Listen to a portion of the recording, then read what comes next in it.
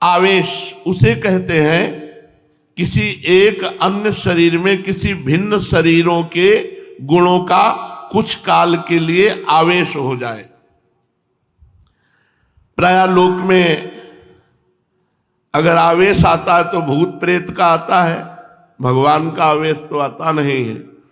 लोक में स्त्री पुरुषों के ऊपर आवेश आता है, भूत प्रेत यक्ष राक्षस देव दानवों के आवेश आते हैं, क्योंकि भगवान का आवेश आने के लिए बहुत विशाल पवित्र हृदय चाहिए। जो जैसी स्थिति का होता है उसके ऊपर वैसा ही आवेश होता है। देवताओं का आवेश सात्विक प्रकृति के लोगों के ऊपर आवेगा, यक्ष राक्षसों का आवेश राजसिक प्रकृति के शरीरों में प्रकट होगा, और जो घोर तामसिक प्रकृति के पुरुष है उनके शरीरों में भूत पिशाचों का आवेश आता है। सभी के शरीरों में आवेश हो ये बात नहीं, कभी किसी बिरले ही शरीर में आवेश हुआ देखा जाता है। वो क्यों होता है, किस प्रकार होता है, इसका कोई निश्चित नियम नहीं। जिस देव दानव अथवा भूत पिशाच ने जिस शरीर को अपने उपयुक्त समझ लिया उसी में प्रवेश करके अपने भावों को व्यक्त करता है, नाम जापक के ऊपर नहीं आएगा। एक बार हम एक आश्रम में खंडहर था जंगल में गंगा के किनारे, तो वहां हमें रोका गया कि यहां मत सोना, यहां भूत रहते हैं। हमारा जिद्दी स्वभाव था, जहां रोक दिया जाता था वहां रुकते नहीं थे, देखते थे क्या होगा। तो एक इतनी छोटी सी टार्च और दुप दुप वाली घड़ी, ये दो चीज जरूर रखते थे। तो टार्च रास्ता देखने के लिए, घड़ी समय देखने के लिए कि कितना हो गया।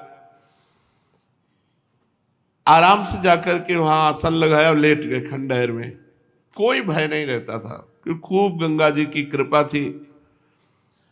गंगा जी की कृपा से भय नाम की चीज नहीं रह गई थी, क्योंकि कदम कदम पे स्मशान लाशें सब दिमाग में रम गया था, और गंगा किनारे रहते थे इसलिए कोई भय नहीं रह गया था। उन लोगों ने रोका और वो आश्रम में रुके हुए थे, वहां कोई नहीं टिकता था। वहां जाके आसन लगाया, वहां भूत था। रात्रि के 9 बजे जो ही आसन लगाया और लेटे, ते ही हमारे ऊपर ऐसे जैसे बहुत वजनदार जांघें जिसकी हो हमारे ऊपर ऐसे चढ़ गया। खूब हम चेतना में, कोई सो नहीं रहे थे, ऐसे हाथ किया तो पीछे से जटाएं उस समय भी थी, उस समय तो और घनीभूत जटाएं थी, तो पीछे से हमारी जटा पकड़ ली। ये सब जागृत में हो रहा था। 9 बजे थे शाम के, पर मंत्र चल रहा था। फिर एकदम खाली उठे, हम कहा नहीं ये हमारा भ्रम है, ऐसा नहीं हो सकता कि हम नाम जप कर। तो पवित्र प्रेत भी होते हैं, जैसे भाई जी से हनुमान प्रसाद पोद्दार जी के सामने प्रकट हुए पारसी, तो कहा कि आप डरना मत। तो उनका मैं डरूंगा क्यों, बोले मैं प्रेत हूं। तो भाई जी को कुछ ऐसा लगा कि प्रेत, सामने खड़े थे, तो उनका मैं आपके पास उद्धार कराने के लिए आया हूं। तो भाई जी ने कहा मैं गीता पाठ करके आया। तो बोले हमें गीता कंठस्थ है। वो प्रेत बोला मुझे गीता कंठस्थ है। तो कुछ प्रेत पवित्र प्रेत होते हैं, जिनसे चूक हो गई प्रेत बनते हैं, तो वो अपवित्र प्रेत तो छू नहीं सकते। बाहर निकले, एक महुआ का पेड़ था, खड़े हुए हैं, नहीं प्रेत नहीं हो सकता।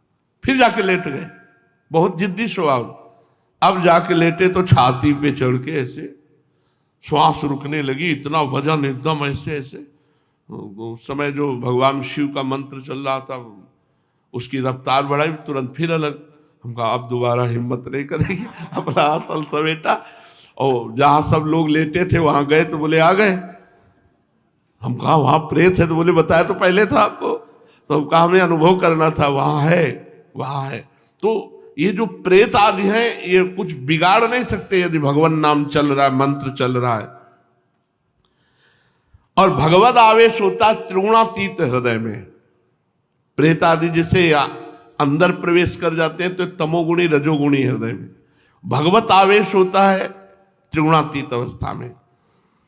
जिस प्रकार पृथ्वी को दुष्ट क्षत्रियों के अत्याचार से पीड़ित देखकर भगवान परशुराम के शरीर में भगवान का आवेश हुआ और पृथ्वी को दुष्ट क्षत्रियों से हीन करके शीघ्र ही वो आवेश अदृश्य हो गया।